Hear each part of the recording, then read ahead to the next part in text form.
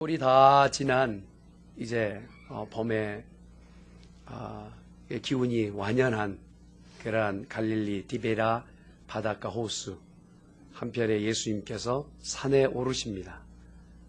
6월절 즈음이기 때문에 우리가 지금 달력으로 말하면 4월 달쯤입니다. 산에 오르실 때 양편에 정말 이름이 정말 낯설은 그런 꽃들도 있고 익숙한 꽃들도 피어 있고 잔디들이 잘 이렇게 자라서 그곳에 누워 잠깐이라도 쉬고 싶은 그런 장면이 눈앞에 펼쳐진 듯합니다. 저 멀찍이에서 불어오는 이 디베라의 강가에 그 바닷바람이, 이 강바람이죠. 강바람이 시원하게 불어오는 그곳에 수도 헤아릴 수 없는 많은 사람들이 예수님의 뒤를 쫓습니다. 어떤 이는 예수님에 대한 치유에 대한 소문을 듣고 따르기도 하고, 어떤 이는 예수님이 유명세 가운데 2년이 지나 그 공생에 2년 이상 지난 예수님의 그 외모를 보기 위해서 따라온 이들도 있었던 것 같아요.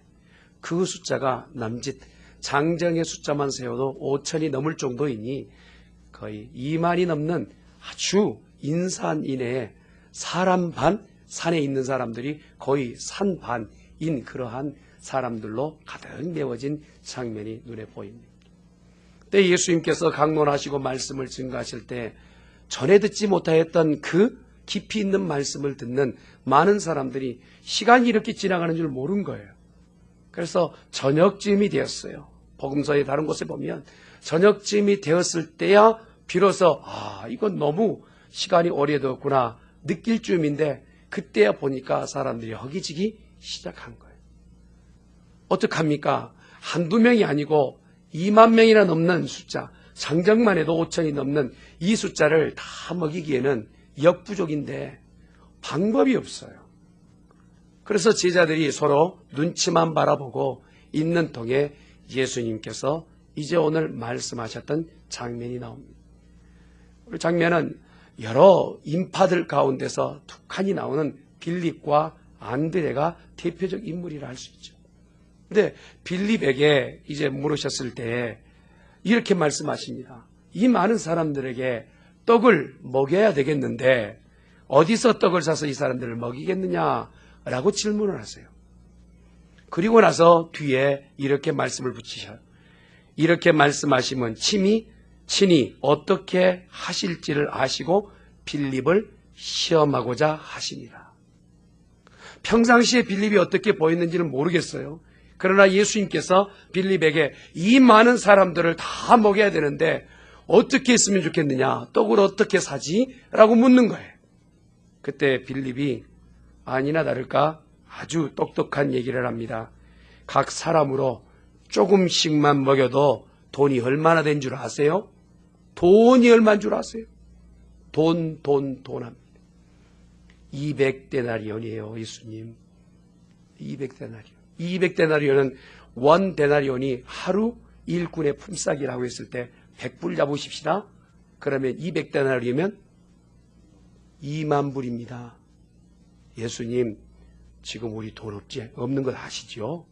라고 아주 똑똑한 얘기를 해요. 그런데 그 곁에 예수님과 얘기를 나누고 있는 빌립의 사이에 끼어들었던 안드레가 이렇게 얘기합니다. 여기 한 아리가 있어 보리떡 5개와 물고기 2마리를 가지고 있나이다. 라고 대답해요. 그리고 나서 이렇게 얘기합니다. 그러나 그것이 이 많은 사람에게 얼마나 되겠사옵나이까? 라고 얘기해요. 같은 듯 다른 대답이에요.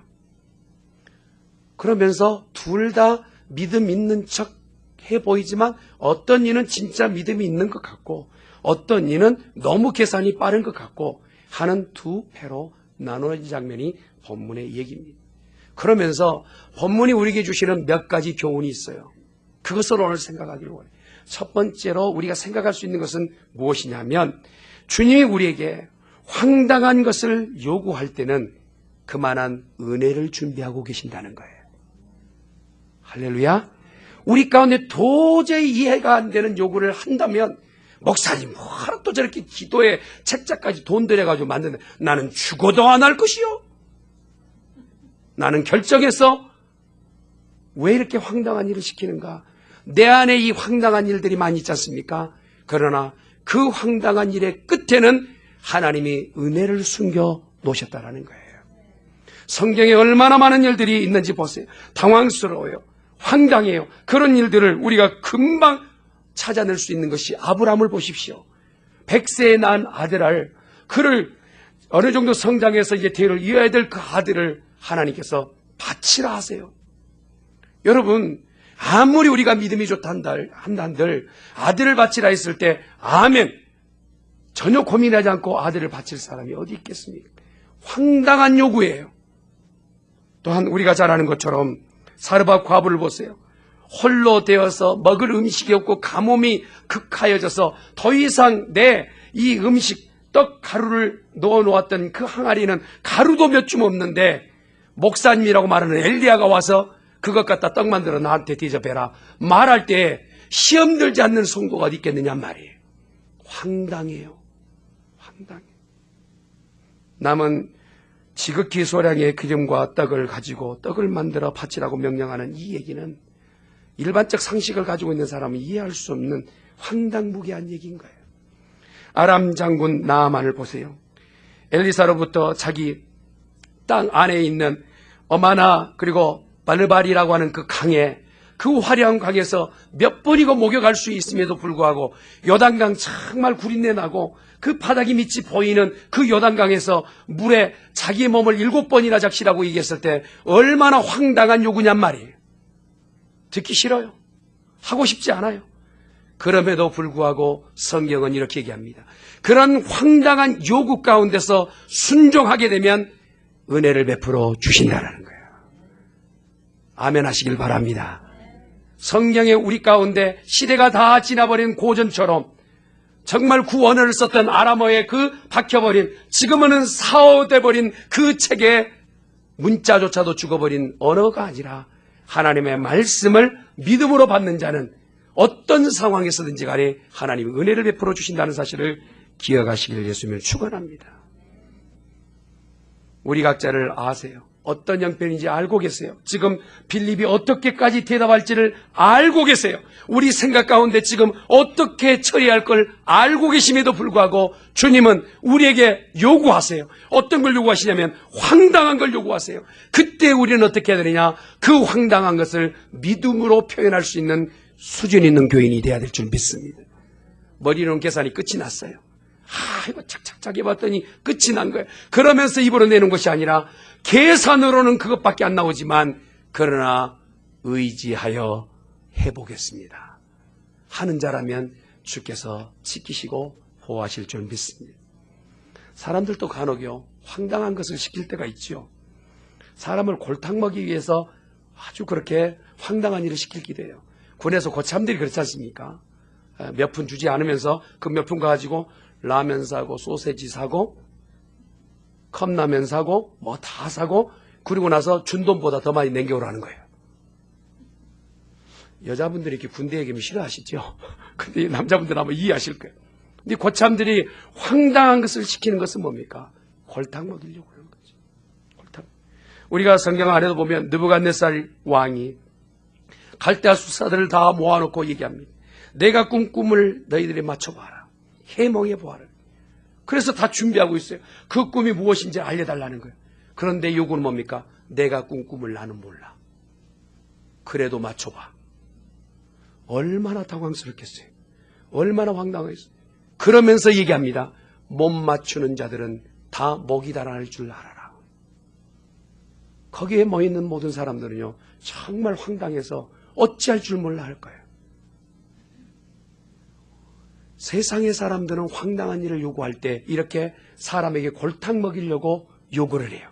그러나 하나님은 오늘 우리에게 요구하실 때 이거 황당한데요? 라고 했다면 하나님은 그 뒤에 골탕 먹이심이 아니라 우리에게 보이지 않는 놀라운 신비로운 능력을 그곳에 담아 놓으신 것을 기억하시길 주님 축원합니다.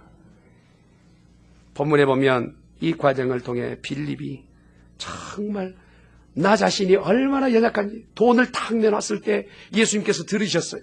그리고 나서 이거 2만 불이나 들어요 했던 그 말이 쏙 들어가게끔 예수님께서 해 보이십니다. 어떻게 보이십니까? 그 황당한 요구 가운데서 눈에 보이는 돈이 있어야 사람이 살고 돈이 있어야 뭘 하죠 라고 하는 그 모든 것 가운데서 예수님께서 그것 아니어도 할 수 있다라는 거예요. 그러면서 나중에 빌립이 이렇게 고백할 거예요. 내 눈에 보여지는 모든 것들은 모세는 예전에 광야에서 만나를 내려서 이스라엘 백성들을 먹였지만 내 눈앞에 보이는 저 예수님은 우리가 고작 몇만 몇 개 되지 않는 5천에서 지금 곱하기 4를 하면 한 2만 명 정도 되지 않습니까? 모세는 거기에 120만 명을 끌고 가지 않습니까? 그 숫자에 비하면 숫자가 얼마 되지 않은데 모세에 비하면 예수님은 별반 능력이 없으셔. 그런 마음으로 생각하고 있는 거예요. 예수님도 뭐가 좀 있어야 일을 하시지 라고 생각했던 그 빌립이 황당한 요구 가운데서 자기의 밑바닥에 믿음이 드러나고 나서야 드디어 예수님이 누구이신지 알게 된 거예요. 예수님이 누구인지 알게. 예수님은 보리떡 5개와 물고기 2마리 가지고라도 거기에 있는 장정 5천 2만을 먹이기도 하시는 전능하신 하나님이세요. 할렐루야. 이 황당한 장면을 통하여 예수님께서 보여주고 싶은 것은 무엇이냐? 나는 하나님이라는 거예요. 너희 가운데 염려와 걱정과 근심의 모든 것을 해결할 수 있는 유일하신 분 예수 그리스도세요. 할렐루야. 그분이 지금 살아계십니다. 그리고 우리의 삶 가운데 무엇인가 요구한다면 아멘 하는 성도가 되시기를 주님의 이름으로 축원합니다. 어떤 성도는요, 아멘보다 노멘이 아주 익숙하신 분이 계세요. 말씀을 들을 때는 그래야지 끄떡끄떡해요. 그런데 되돌아가면서 말씀은 그렇습니다만 그래요. 여러분, 정말 내 안에서 이해되지 않고 받아들이지 않는다 할지라도 아멘하고 삶으로 나아가 보십시다. 그렇다면 홍해 밑에 길을 만드셨던 하나님, 요단강을 가르셨던 하나님, 마른 하늘에서 만나가 내리게 하셨던 그 하나님은 우리를 도우실 줄 믿습니다. 두 번째 교훈은 무엇이냐? 성도는 돈을 모든 문제의 해결자라고 생각해서는 안 된다는 거예요. 오늘 7절에 빌립이 좋은 예예요. 각 사람으로 조금씩 받게 해도, 예수님 조금씩 그냥 입맛만 다셔도 200데나리온입니다. 배부르게 먹으려면, 배 부를 정도면, 남기고 배부를 정도면 이거 감당이 안 됩니다 라고 얘기해요. 핵심이 뭡니까? 주의 일도 돈이 있어야 하지 않겠습니까? 돈이 있어야 교회에서 대우받아요. 목사님, 헌금을 많이 해야 대우받는다니까요. 그건 교회가 아니에요. 하나님은 오늘 우리 가운데 돈이 신이 되어버린 그 세대 가운데 그 신을 무너뜨리기를 원하세요. 할렐루야. 돈보다 우월하시고 만물보다 위에 계신 전능하신 하나님을 찬양하시길 주님으로 축원합니다. 빌립의 신앙은 무엇입니까? 내 안에 지금 이해되는 것은 돈이 있어야 일을 한다는. 제가 오늘 좀 돈 얘기를 많이 해서 여러분 불편하지 않기를 바랍니다. 뭘 하라고 얘기한 게 돈이 다가 아니라는 거예요. 한번 따라합시다. 인생이 돈이 다가 아니다. 목사님 모르는 소리 마세요. 예, 돈이 우리 가운데 필요는 합니다. 그러나 영혼은 살 수 없지요. 돈이 필요는 합니다. 그러나 우리의 식욕은 살 수 없는 겁니다. 돈이 필요는 합니다. 그러나 죽음의 문턱 앞에 있는 사람에게요, 물어보세요. 여러분, 삼성 회장 그분한테 가서 물어보세요. 정말 돈으로 건강을 살 수 있다면 자기 기업체에 3분의 2 이상, 아니 전부를 다 주고 싶다라고 말하지 않겠습니까? 돈으로도 할 수 없는 것이 있어요. 그 중에 가장 큰 것은, 내 영혼이 천국 가는 것은 돈 주고 할 수 없는 거예요. 예수 믿는 것은 이미 받은 은혜인 줄 믿습니다. 빌립은 예수님이 곁에 계심에도 불구하고 고민이 뭡니까? 돈이에요. 그래서 얘기할 때 가장 문제의 해결자는, 예수님이 아무리 계셔도 예수님 좀 자꾸 나서지 마세요. 예수님 나설 때 나서세요. 좀 자리 마련해가지고 조금 분위기 좋을 때 그때 좀 자리 내드리면 그때 한번 딱 나서서 가지고, 그리고 웅변 한번 하시고 좀 내려가 계세요. 필요할 때만 나오세요. 이것이 우리의 신앙입니까? 아니면 예수님은 내 삶의 전부이십니까? 우리의 모든 삶은 예수님으로만 해결될 수 있는 줄 믿습니다. 물질 가운데 우리가 노예되어져서 물질이 오라 하면 모든 신앙까지도 쉽게 팔아버리는 이 세대 가운데 너무나도 쉽게 물질 앞에 고개를 숙이는 우리들 가운데 오늘 성경은 빌립을 들어 우리를 꼬집으세요. 빌립을 봐라. 내가 이미 얘가 어떻게 대답할지를 알고 있었다. 어떻게 지금 믿음을 보일 줄 알고 있었다는. 그러면서 계산 우선적인 믿음, 계산으로 무엇인가 이에 타산하고 있는 이 모든 것을 타파하기를 원하세요. 이스라엘 백성이 광야에 있을 때를 40년이라고 얘기합니다. 40년 광야 생활할 때 120만 명이 한 끼만 먹여도 여러분 40년 동안 한 끼씩만 먹여도요 그 비용이 이루 말할 수 없어요. 먹을 음식이 없어서 예전에 요셉을 찾아가 음식을 샀던 형제들처럼 아이고 나올 때 흥분해서 우리가 너무 대책 없이 나왔네 하고 광야에서 애굽으로 다시 음식을 사러 간 사람이 있었습니까? 성경은 그런 사람 한 명도 기록하지 않습니다. 모세와 그 영적 지도자들에게 반항하다가 결국 죽은 사람은 있어도 음식을 먹을 것 없어서 죽었다는 인생은 광야 생활 가운데 없었어요. 40년 동안 하나님께서 이렇게 말씀하십니다. 내 백성은 내가 먹이리라. 아멘을 2배 정도 크게. 할렐루야. 내 백성은 내가 먹이리라. 여러분 우리 교회도 우리 하나님께서 하실 줄 믿습니다. 말로만 하나님이 주인이 아니라 내 삶 가운데 내 신앙이 하나님이 주인이 되시기를 주님 이름으로 축원합니다. 40년 동안 이스라엘 백성을 굶기지 않으셨던 하나님은 말씀으로 그들을 먹이셨어요. 그리고 그 말씀을 통하여서 이끌어 가세요. 그러면서 오늘 우리에게도 말씀하세요. 말씀에 순종하고 따라오는 자에게는 필요한 모든 것들을 더하여 주리라 말씀하세요. 너희는 먼저 그 나라와 그 의를 구하라. 그러면 이 모든 것을 너희에게 더하시리라. 저와 여러분, 사실 우리 교회 가정들을 바라보면 어려운 가정들이 있어요. 목사님, 우리 가정 형편과 전혀 무관한 지금 설교를 하고 계시네요. 그래 보일 수도 있어요. 그러나 여러분, 그런 중에도 우리 믿음을 가지십시다. 가난한 중에도 믿음을 선택하게 되면 그 가난에 물질을 부어주십니다. 오늘 말미 부분에 보세요. 빌립은 이렇게 얘기합니다. 조금 내게도 2만 불이요. 배부르게 먹이면 얼마나 들겠소? 라고 말하는 거예요. 그런데 오늘 읽었던 말씀의 말미 부분을 보세요. 모든 사람이 배불러가지고 배를 벅벅 끓고 있어요. 그리고 나서도 남은 광주리가 얼마나 남았습니까? 12바구니가 남았다고 얘기합니다. 하나님이 주시면 넘치도록 주세요. 하나님이 한번 주시면 후이 되어 누르고 흔들어서 우리에게 안겨주신 줄 믿습니다. 그러므로 성도의 고민은 돈이 문제가 되지 아니라 하나님을 어떻게 쓰든지 더 섬기기로 작정하는 성도가 되어져야 될 줄 믿습니다. 오늘 본문을 통하여 세 번째 교훈은 이것입니다. 믿음의 바탕을 둔 자기의 희생이 필요하다는 거예요. 믿음 있다는 사람들 가운데서요, 게으른 사람들을 간혹 봐요. 하나님이 다 알아서 해주실 것이지 라고 얘기해요. 그러나 안드레를 보세요. 안드레는요, 이 말씀을 똑같이 듣고 밖에 나갔어요. 그러면서 막 찾는 거예요. 예수님이 찾는 것이 돈이 아니라는 사실을 알았어요. 내가 먹이려고 하는데 돈 좀 거둬와라? 아니에요. 아니에요. 예수님이 말씀하실 때 여기 있는 자들을 무엇으로 먹일까라고 말씀하세요. 무엇으로 먹일까는 뭡니까? 떡이든지 상설이든지 먹을 것 좀 찾아보라는 거예요. 그랬더니 그곳에 많은 사람들 가운데서 도시락을 싸들고 온 사람이 거적 없어요. 있어도 숨겨놨는지 모르겠어요. 눈에 보이는 애가 어린아이예요. 파이디온. 어린아이예요.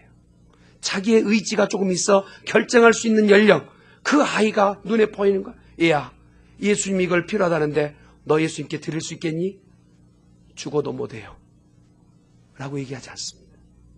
예, 예수님이 필요하시다면 그걸 들고 올 때, 이 아이와 같이 올 때 안드레는요, 혹시 예수님께 핀잔해야 듣지 않을까?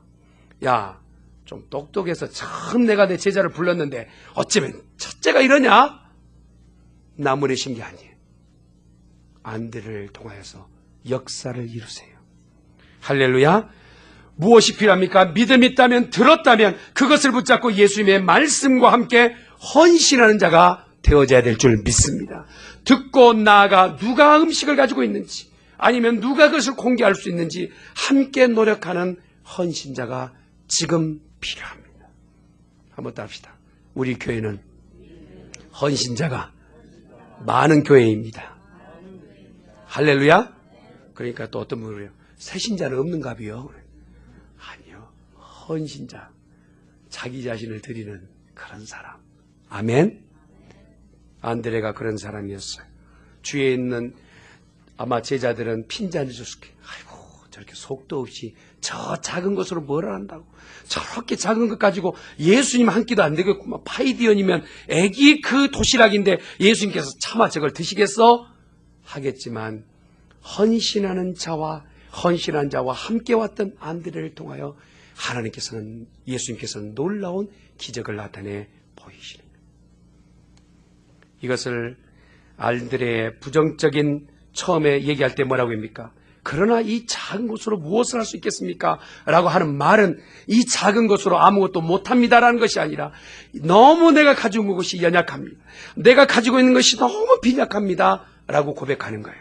여러분, 그것 가지고 예수님은 일하세요. 할렐루야. 목사님, 내가 나이를 너무 많이 들어버렸어요.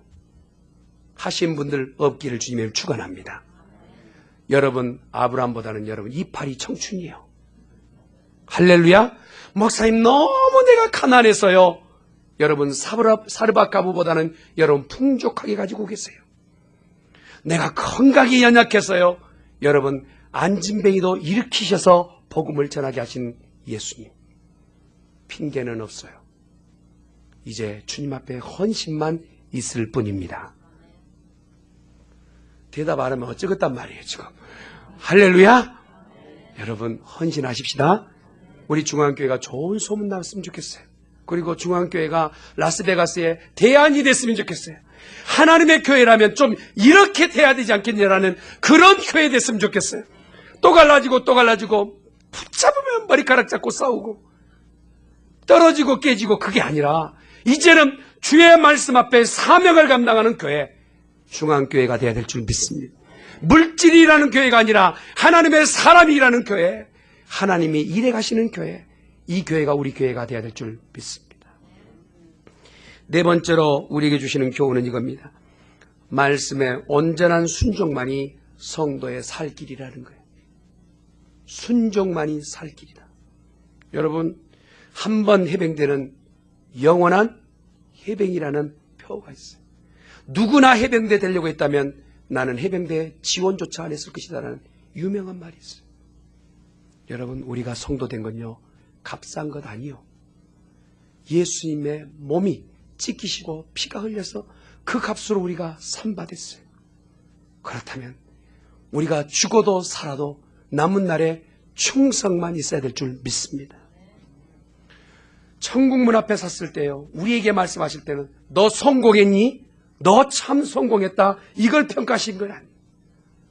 네가 착하고 충성했느냐, 이것만 보세요. 한번 따라합시다. 착하고 충성된 종아, 이것만 보세요. 그렇다면 여러분, 착하십니까? 하나님 앞에 충성하고 계십니까? 아니라면 우리는 삶을 다시 한번 정리동돈해야 될 줄 믿습니다.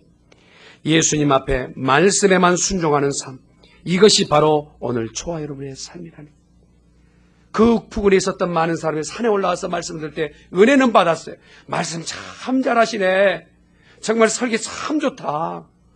그곳에 있는 사람들이 다 들었어요. 듣고는 있었으나 순종치는 않아요. 이 성경 뒷부분을 한번 집에 가서 들어보세요. 예수님을 다 떠나버립니다. 그리고 나서 예수님이 제자 베드로에게 묻습니다.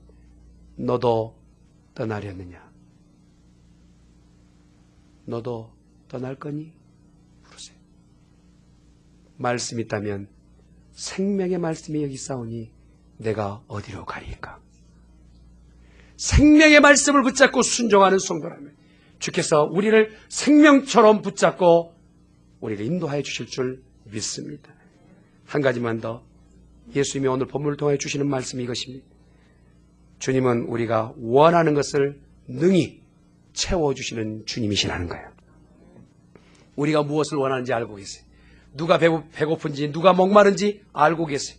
누가 건강이 필요한지, 누구에게 물질이 필요한지 주님은 다 알고 계세요. 그래서 오늘 뭐라고 합니까? 너희의 원하는 대로 다 이루어 주리라. 사랑하는 성도 여러분, 본문의 말씀이 그거예요. 너희의 원하는 것이 다 채워지는 역사. 사랑하는 성도 여러분, 마음의 소원이 있다면 기도하시길 바랍니다. 오늘 마음의 소원은 있지만 응답받지 못한 이유가 무엇입니까? 구하여줘도 받지 못하는 것은 구하지 않기 때문에, 우리의 마음속에 소원이 있지만 받지 못하는 것은 구하지 않았고, 구할 때도 믿음이 없기 때문에 받지 못했다고 합니다. 그러면 오늘 모든 것을 누리고 받을 수 있는 삶은 무엇입니까? 기도하는 것이요, 기도하는 것입니다. 두드리라, 그리하면 찾으라, 그러면 그 다음에 구하라, 그러면 얻을 것이니라. 할렐루야. 우리 교회는 찾고 구하고 두드리는 교회. 그래서 우리 하나님께서 우리의 마음의 소원을 이루시는 것을 만방에 증거하는 복된 교회가 되시기를 예수님의 이름으로 축원합니다.